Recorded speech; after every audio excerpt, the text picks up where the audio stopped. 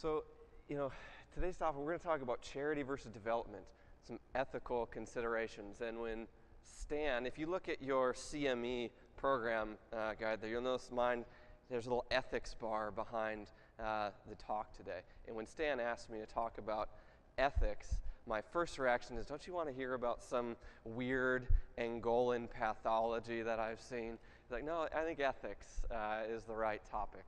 And so after some consideration, really thought about this topic that became really important to me.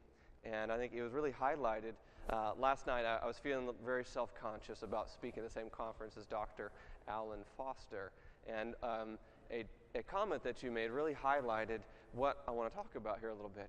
That you were talking with a man in the village, in the hospital, and said, you, at the hospital, you work very hard and you mean well, but you do harm.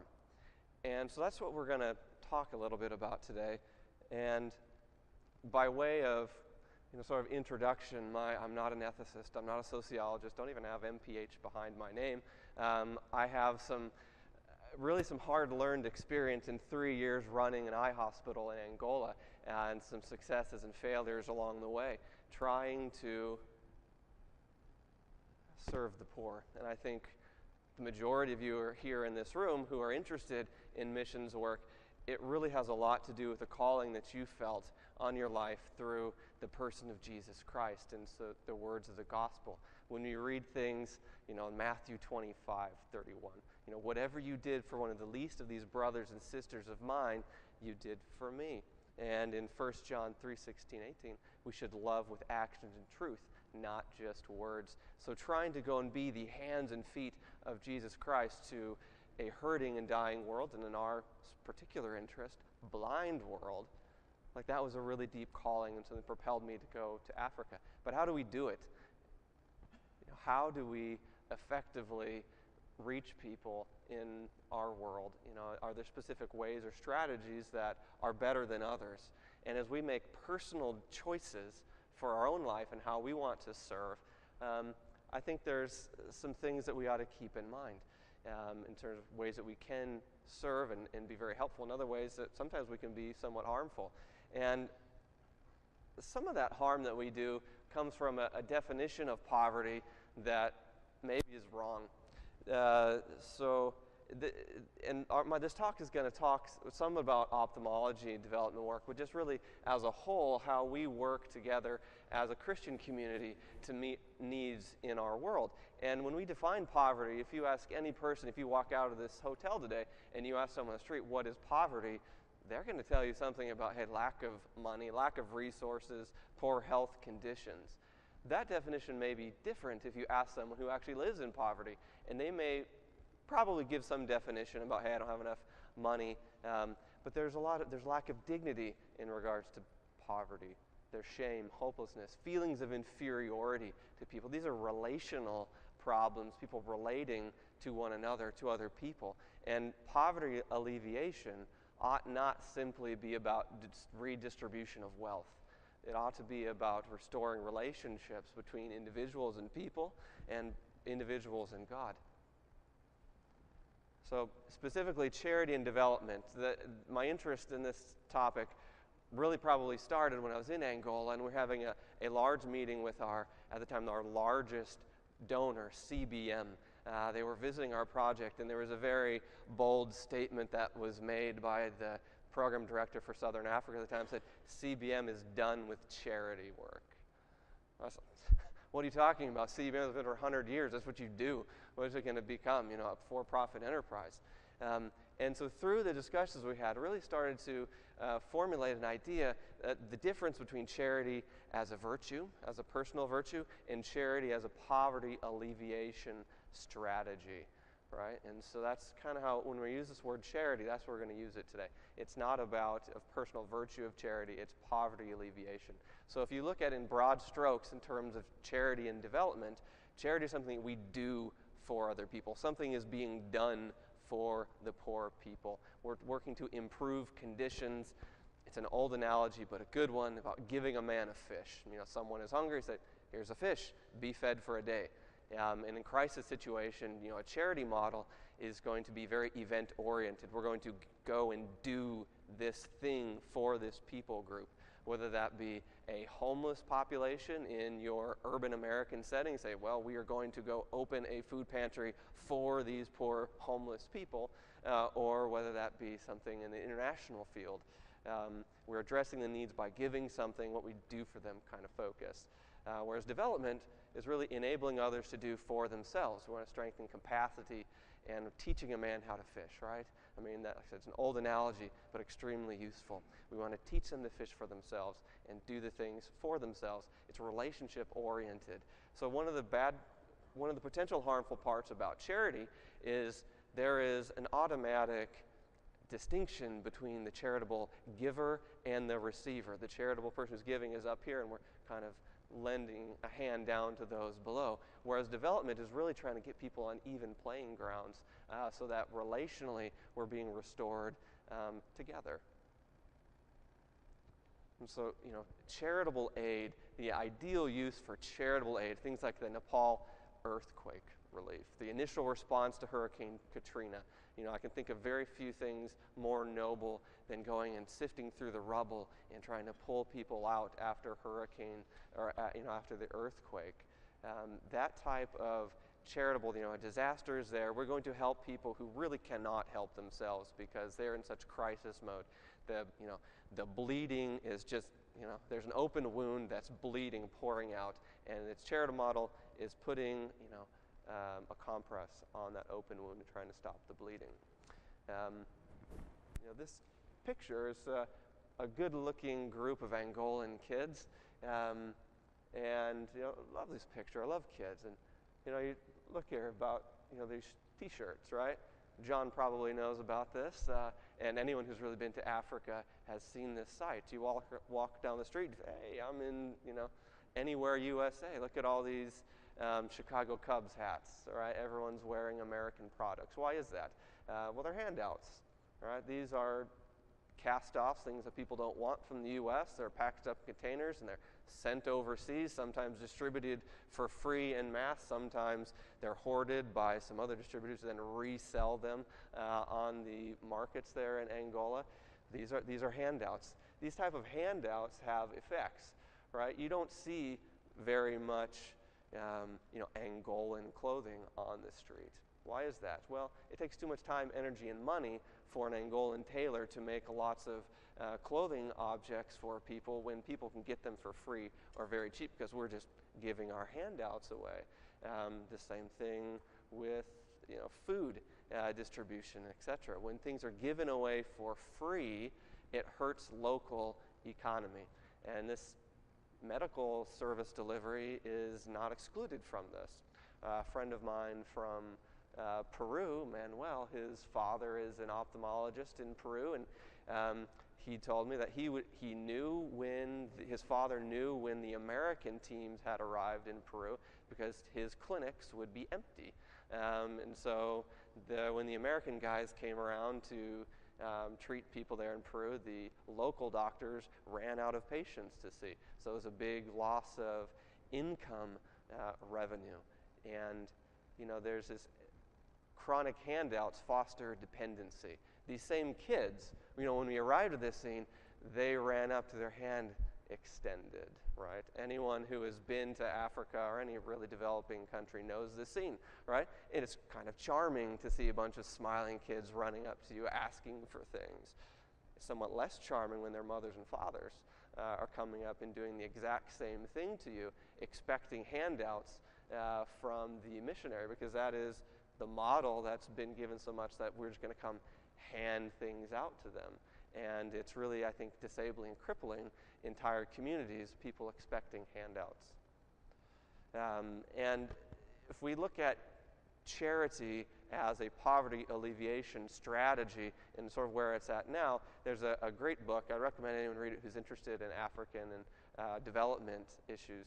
It's called Dead Aid by an author named Moyu, talking about, from the World Bank's perspective and sort of Western aid delivery to places like Africa, you can look back 50, 60 years to the era in Europe immediately after World War II. Poverty was rampant. People were starving in Europe. Unemployment was immense. So the Marshall Plan was developed, and large sums of money were sent over directly to Europe to try and stimulate the economy and make things work better in Europe. Had great success. So where Western Europe is now is largely due to that aid that was delivered through the Marshall Plan. But I think a lot of the same strategies are being employed in places, particularly in Africa, where in the last 50 years, over $1 trillion has been given. And if you look at health statistics in Africa, things like education, median income, things are in some areas are actually a lot worse in Africa now than they were back before in the 1970s. And so just simply giving lots of money, lots of charitable aid, has not had the kind of impact, particularly in Africa, as the donors would hope. And why is so much of this money being given through charity aid? Well, a lot of it is because organizations and individuals have a material definition of poverty. They say we want to get rid of poverty. Poverty is lack of resources, lack of money. Therefore, we need to infuse lots of capital and lots of money to try and make this better. And charity is, frankly, a lot easier to do than development. Anyone who's been in a development project and working with human beings know that's a lot easier to try and say, hey, I'm going to give you a lot of money, do with it what you will, versus coming alongside and working to figure out joint strategies together. So is charity aid or relief aid, is it bad? No, it's not. It just needs to be used in specific circumstances. When people cannot help themselves, that is when charitable aid is what we should do. But you need to look at how long you're providing that charitable aid, and is there a time to stop that charitable aid and change strategies?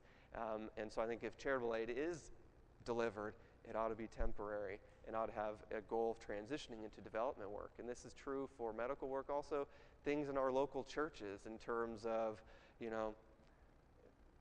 handouts, food banks, etc. For me, it's a very personal thing when, I'm on the street and I've got this guy asking me for money, right? He wants a handout. He wants me to give him something. And it's a lot easier for me to be, yep, okay, here's $10. But then to go on and do actually development work with this individual, try and help him actually improve his situation is a lot more difficult, but I think necessary, because continuing to provide charitable aid in that one situation, I think is harmful rather than helpful. And if we look at, ophthalmology kind of charity relief model, what is that? So if you're providing ophthalmology charity aid, this is something that occurs outside of existing systems. So a team from Western country brings everything, nurses, supplies, everything that they need, and goes to an under-resourced area and provides all of the care, free care for everybody, and say that's the model that we're doing. We're bringing a team in.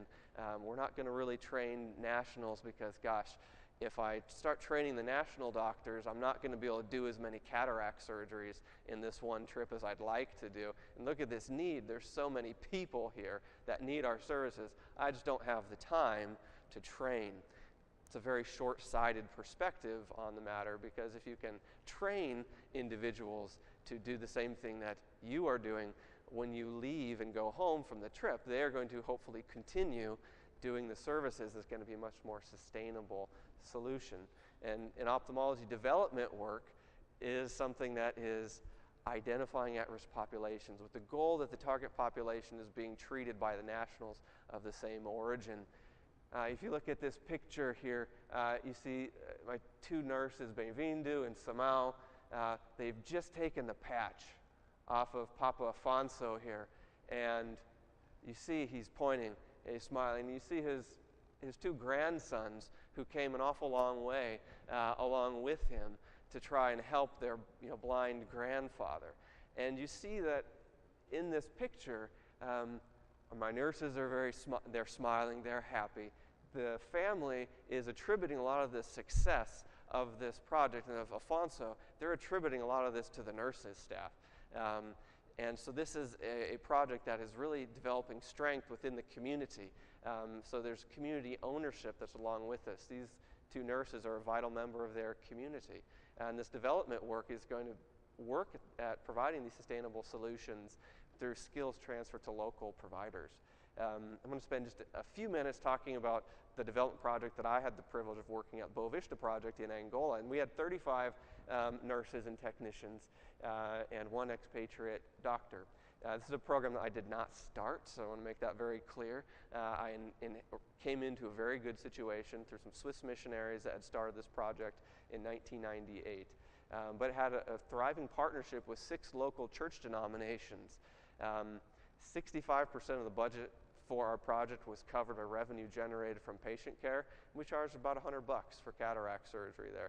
Never turned any patient away, someone who didn't have it. There is a prorated scale. I did not make those determinations of who could pay, who would not pay. That was the responsibility of our chief nurse to decide, who was able to actually pay. And it was a remarkably low number of people who could not pay. Family members really came together, and they pooled their resources, and they worked together at helping their loved ones obtain cataract surgery. In this project, we were able to have a nurse's training course and a surgical training course. And, in this project, long lines of people, lots of cataract surgeries done on a daily basis. We did about 3,000 surgeries annually. But the things I liked most were the training aspects of it. This is Tio Paulino. He was my head nurse who did all the oculoplastics, all the enucleations, all the retrobulbar blocks were done by Paulino. This is Sebastião. Is our first surgical candidate that we were trained there. And just lots of, anyone who's done a lot of training knows there's a lot of heartache and a lot of joy involved in training nationals to do surgery. And this is Maria, who the picture doesn't project very well, but she has an interesting story. You're probably thinking, why is she kneeling on the ground? And you can't see it really well. The picture quality is not great. And you see these sandals that are down by her knees. And when Maria came in, she crawled on all fours. The sandals are actually for her hands. They're protection for her hands as she's navigating the floor. And you can't see her shriveled legs from polio. So she was born or had polio as a child and is not mobile. And where she's at, there's not good mobility for a wheelchair with all the ruts through the streets, etc. And her economic conditions, there's no wheelchair. So she walks around on all fours and literally groped, blind, hands and leading the way with bilateral hand motions cataract. And through our team, we were able to do surgery for her, and she left, albeit still using her hands for mobility. She left with her sight restored, and you can barely make out the wide smile on her face there. The nurses training course was vital to what we were doing. The churches would identify nurses to send to our center, which was located on the coast. This is the Atlantic Ocean. And so we would train nurses, send them back to their communities. They would identify cataracts in their community. When a list reached 50 names, they would send us the list, and we would organize a mobile team there. If an individual was able to afford surgery or travel to our center, they would come and see us before. But this was really, and this is slightly outdated. By the time I left, we had projects going in Melange and Weege and Kwanzaa North as well. So we were really able, through the project, to have a really nationwide impact.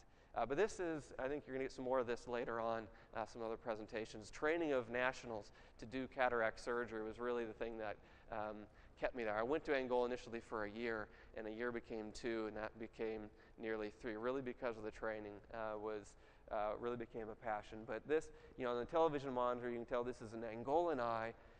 There's an Angolan nurse running things, and there's an Angolan surgeon doing the procedure. So particularly in someplace like Lusophone, Africa, this is the goal, to see the number of cataract surgeons increase.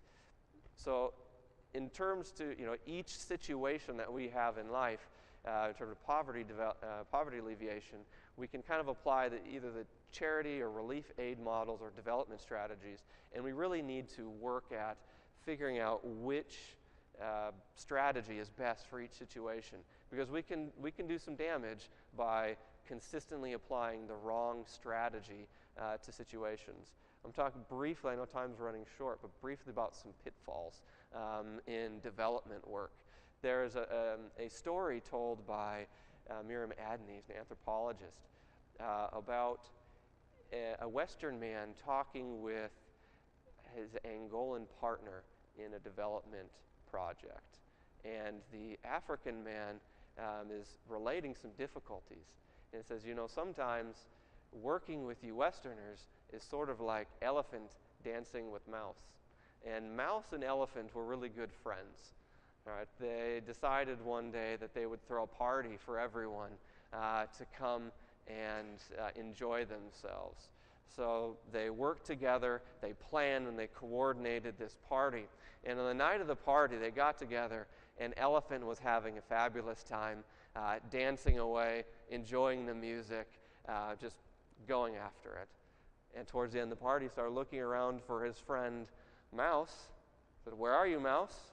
Looked to the ground and saw Mouse crushed on the ground, and Elephant had stomped all over Mouse in his excitement. And the African friend said, "Sometimes we are the mice, and you Westerners, you are the elephant when you come by." And that's true. I had several of those moments while I was working in Angola. This is a picture of our first residency class. These 5 young doctors here are the first residents in a residency program that Dr. Salamao and I started together. And Dr. Salamao in Angola, when I arrived, was the only Angolan who did cataract surgery on a routine basis. And he happened to be at our center at Boa Vista.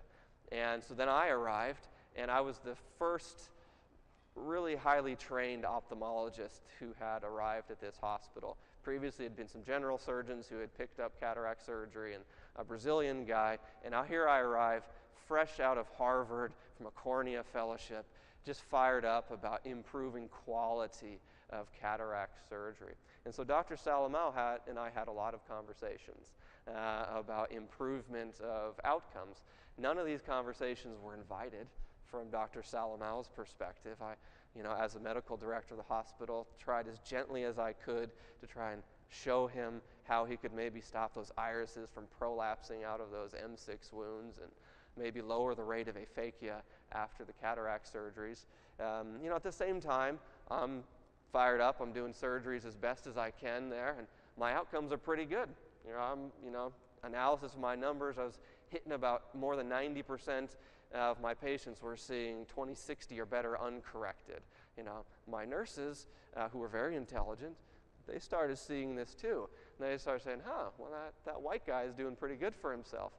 Our system there was that the nurses would screen our patients, and they would do the surgical lists for the day. And well, you can imagine what started happening to our surgical list numbers.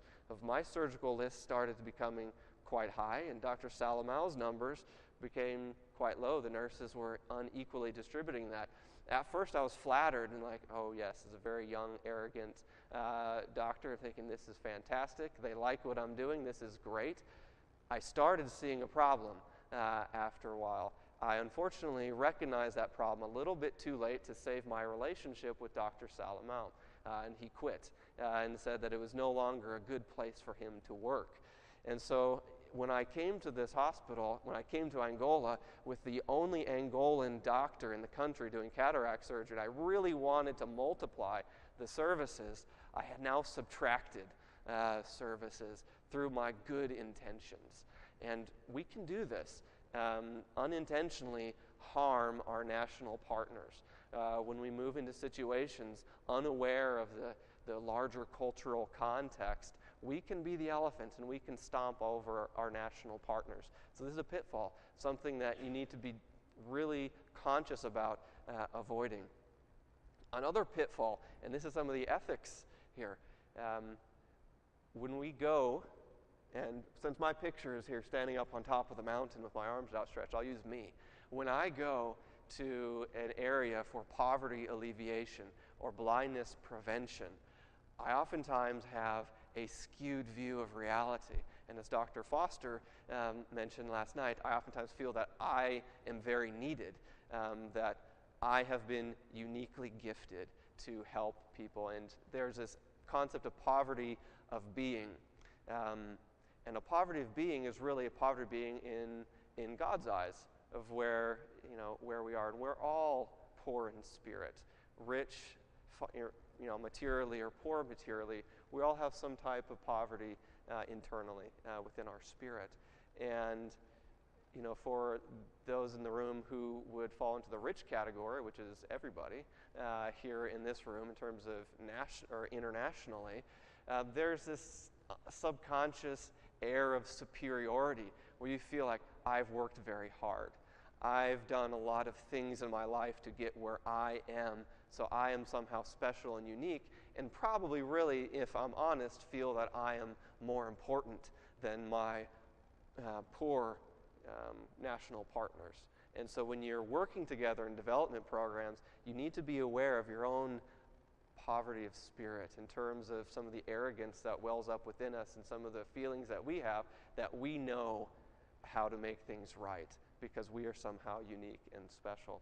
Another pitfall is doing things for other people that you should probably let them do yourself or themselves. For me, this comes really into play in clinic with patients, difficult patients. It's much easier and faster for me to do everything and say, well, I can just, I'll just do this for you because it's faster if I do it. You need to be very careful that you don't do that, because when you start doing things for other people that they can and should do for themselves, you're really taking away a lot of empowerment from them. And so I needed to be very careful to allow people to do things for themselves because it's empowering. We won't talk too much about this, but this is another highlight WHO map. Where is the highest prevalence of blindness? Africa, Indonesia. So we ought to target our efforts there. So in terms of the topic title that we had today was charity versus development. Are they mutually exclusive? No, they're not. They're not mutually exclusive. But I think we really need to target and decide when we ought to apply charitable aid handouts versus using development solutions. And I think if we look really carefully at a lot of the situations that we're involved in, most of the poverty alleviation, blindness prevention strategies really are best served with development strategies rather than charity.